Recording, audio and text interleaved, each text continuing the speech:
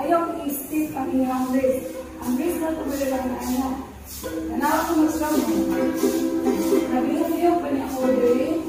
Nasipa ko pa na anak ako. Dali lang na ako.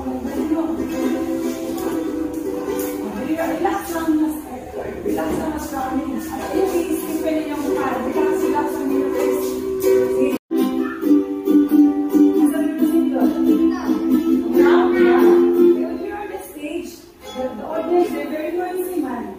So you have to make sure that they can hear your instrument and they can hear your voice. So when you sing also, your voice has to be loud. The way you play has to be loud. So that it's not close enough to understand.